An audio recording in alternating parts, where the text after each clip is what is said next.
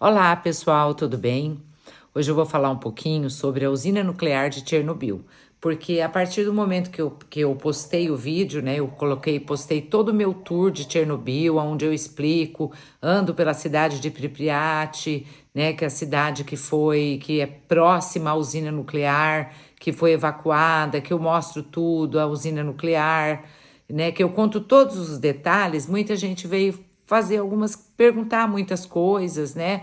Primeiro também teve pessoas que disseram que eu fui louca de ter ido porque pela radiação, mas assim, em primeiro lugar, hoje já não é mais um perigo grande você ficar pouco tempo, não é tanto tempo exposta em radiação, né?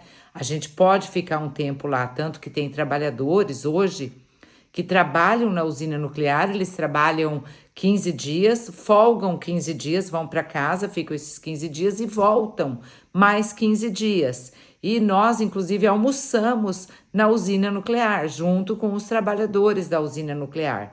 Então, hoje já é seguro nesse sentido, de você ir pouco tempo, né? Você não vai ficar tanto tempo lá. Mas também o que acontece? Existem pessoas que moram lá. Vocês já ouviram falar das babuscas? As babuscas eram senhoras, pessoas que foram evacuadas de Chernobyl ou das áreas próximas.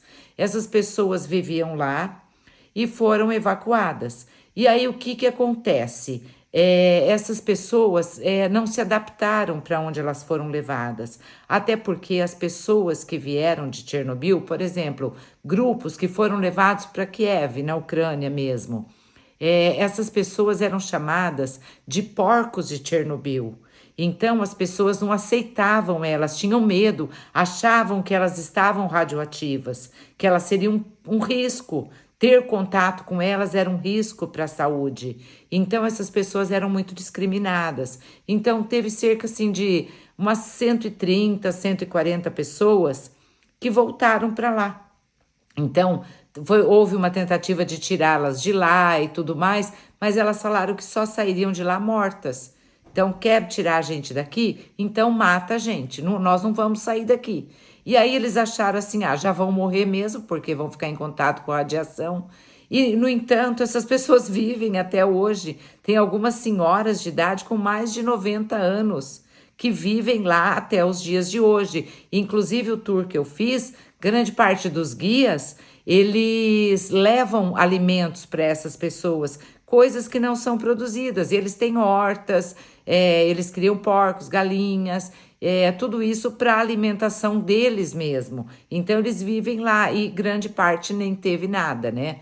Mas, assim, quando aconteceu o acidente nuclear, a cidade de Pripyat, que fica a cerca de, não sei se chega a ser 20 quilômetros da usina nuclear, que foi a que eu visitei, né, a cidade de Pripyat, né, que aí quem quiser assistir eu já postei o vídeo mostrando todos os detalhes. A cidade de Pripyat tinha cerca de 50 mil pessoas e ela foi fundada em 1970, que era justamente para abrigar os trabalhadores da usina nuclear.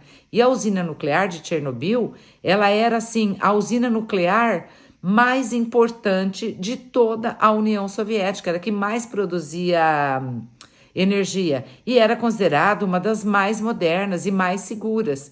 Então foi criada a cidade de Pripyat e como ela era um lugar muito distante, que só aceitaram ir para lá trabalhar na usina nuclear as pessoas mais jovens. Então a cidade de Pripyat só tinha praticamente jovens, mulheres, crianças, homens jovens, né? Eram pessoas ainda bem jovens que estavam vivendo lá. Então tinha muita criança. Casais novos casavam e iam morar lá porque o marido ia trabalhar na usina nuclear.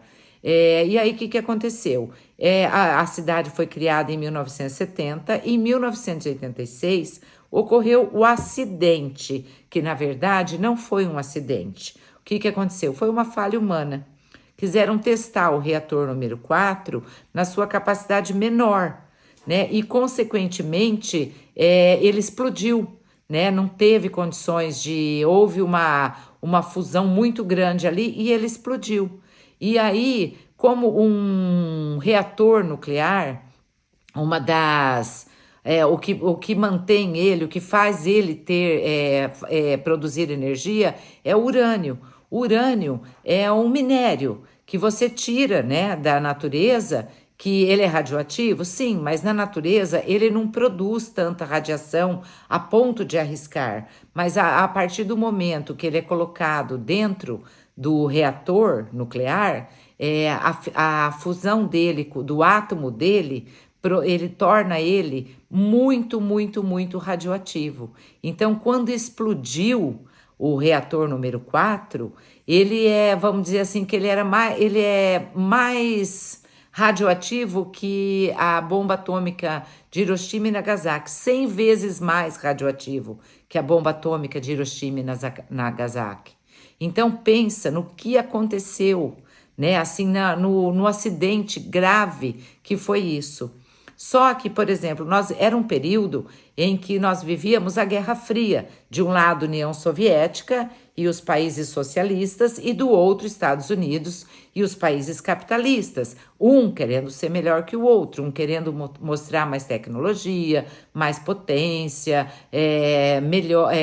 ter mais capacidade de produção, tanto de energia como de a corrida armamentista, quanto também a questão espacial, né, que eles estavam, né, tentando, um chega na Lua, o outro produz um satélite, né? Então toda essa briga, vamos dizer assim, essa disputa, um não podia sair, vamos dizer assim, pior que o outro, né? Então, o que aconteceu? O acidente nuclear aconteceu e a União Soviética tentou abafar. Lógico, não podia mostrar essa falha para o mundo, mas o que aconteceu? A Suécia percebeu isso. A Suécia começou a questionar no mundo que alguma coisa aconteceu na União Soviética porque a radioatividade estava chegando na Suécia, né? E aí eles foram obrigados a abrir o acidente para o mundo, né? Tanto que as pessoas que ficavam lá, que moravam em Pripyat, no outro dia do acidente, levavam suas vidas normais. Ninguém contou o que aconteceu, ninguém falou nada sobre o que tinha acontecido. Então, as mães saíram para passear com seus bebês nos carrinhos, as crianças foram para a escola, as pessoas foram trabalhar, crianças foram brincar nas praças, uma vida normal, né? Só que ali estava muito radioativa, a radioatividade estava no ar.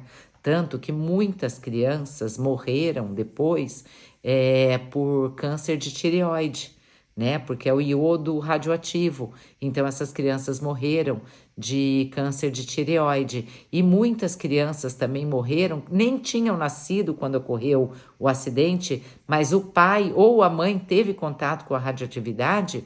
E a criança que nasceu anos depois acabou tendo câncer de tireoide em função disso, né? E num primeiro momento morreram muitos liquidadores. Quem eram os liquidadores? Eram pessoas que foram tentar acabar com o acidente, ou limpar a radioatividade, tentar apagar a usina, né? Foram tentar abafar aquilo tudo, cobrir essa radioatividade, tentaram jogar areia, fizeram 1 milhão de coisas. Mas esses liquidadores, que foram os primeiros trabalhadores que tentaram apagar o incêndio, né? Esses morreram praticamente logo em seguida, né? E eles não tiveram condições de sobreviver. Foram levados num primeiro momento para o hospital de Pripyat, que até eu mostro no vídeo esse hospital de Pripyat, e eu mostro ele no vídeo e falo, né, as roupas desses trabalhadores estão ainda no subsolo, que é trancado a 7 chaves, porque elas são extremamente radioativas, né? E aí, o que acontece? Depois eles foram levados para Moscou, num hospital em Moscou, mas nenhum deles sobreviveu, né? E então a cidade, a partir do momento que a Suécia começou a falar sobre a radioatividade, a União Soviética foi obrigada a admitir o acidente, e aí mais de 24 horas, acho que foi 36 horas depois, vieram ônibus para tirar cerca de 50 mil pessoas que viviam em Pripyat. Então, a cidade começou em 1970 e o acidente foi no dia 26 de abril de 1986. Então, durou só 16 anos, né? E aí foi retirar as pessoas e elas tinham que sair com a roupa do corpo. Do jeito que chegaram, sobe no ônibus e vai, não leva absolutamente nada, porque tudo ali era muito radioativo. E disseram, para não causar pânico, que eles voltariam no outro dia. E aí, o que acontece? Eles tiveram que deixar seus animais de estimação, achando que no outro dia estariam de volta. Os animais de estimação foram todos mortos, né? Mataram esses animais e eles não voltaram nunca mais. Então, do jeito que eles deixaram a casa, com tudo ali ficou. E ali virou o quê? Um museu a céu aberto de como era uma cidade soviética.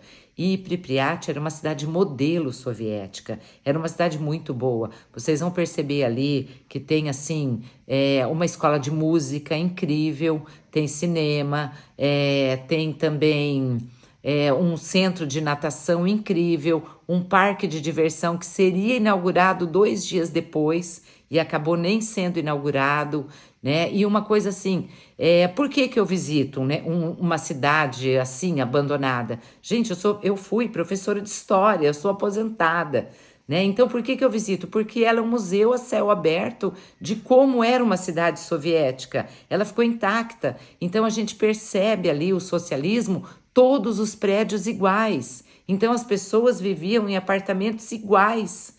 Tinha um prédio em frente à praça principal que ele era diferente, que o apartamento era um pouco maior, que era melhor, que eram de pessoas que trabalhavam na chefia da usina nuclear, que eram físicos, estudiosos, né, que tinham cargos melhores, né?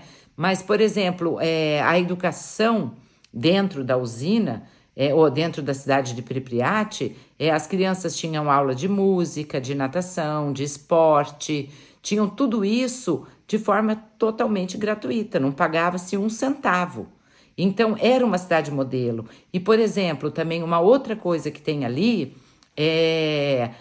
por exemplo, na União Soviética, o Stalin fez os planos quinquenais. O que eram planos quinquenais? O que vai ser produzido em 5 anos, né? Em termos de alimentos, de materiais de limpeza, de higiene, roupas, calçados. Então, esses planos quinquenais, eles acabaram não sendo bem elaborados, não atendia totalmente a necessidade da população. Então, quando chegava um tipo de mercadoria, hoje lá em Moscou, eu vou pôr um vídeo sobre isso também, eu vou fazer um vídeo sobre isso, tem o Shopping Gum, que era um shopping aonde, hoje é um shopping, né? Na época era o centro distribuidor de alimentos de Moscou. Então as pessoas faziam filas gigantescas para buscar alimentos, porque não eram produzidos em quantidades assim que satisfazia e que as pessoas podiam ter sempre. Não é que passavam fome, ninguém passava fome, não é isso. Mas, por exemplo, calçados, vamos produzir tantos mil pares de sapatos em 5 anos, mas às vezes não atendia a necessidade da população em termos de números, a numeração dos sapatos não atendia todo mundo. Então, quando chegavam mercadorias, faziam filas gigantescas. E ali em Pripyat tinha um supermercado onde você podia ir, comprar seus produtos, escolher seus produtos. Tinha até, assim, televisões que eram vendidas, eletrônicos, né? Lógico que na época, assim, a tecnologia não era uma coisa tão grande, mas até isso tinha. E, inclusive, pessoas de cidades vizinhas vinham fazer compras em Pripyat. E esse supermercado está lá até hoje, né? Assim, claro que todo destruído, né? Mas eu mostro, inclusive, o supermercado. E assim, hoje quem visita Pripyat, a gente, na verdade, não pode estar entrando em muitos lugares, porque as construções, elas já estão muito, vamos dizer assim, destruídas, né? E o risco de desabamento já é grande. Mas eu mostro, assim, que nós entramos na escola de música, tá? Tem aqui até o piano, tá lá. Nós entramos nesse hospital e nós visitamos o parque, nós entramos no centro esportivo, onde tem a piscina. Então, eu vou mostrando e vou contando todo o tour. Então, se você se interessa por esse assunto, vai lá e assiste o meu vídeo. E eu peço para que você Se inscreva no meu canal, curte, comenta, compartilha se você gosta desse tipo de conteúdo, porque aqui nesse canal eu vou contar várias histórias, mas não só contar, porque eu sou a Sandrinha pelo mundo. Então eu visito lugares e mostro e conto a história, então, dos lugares. E é o que eu fiz com Chernobyl, tá? Então, vamos lá, assiste o meu vídeo que eu tenho certeza que você vai gostar.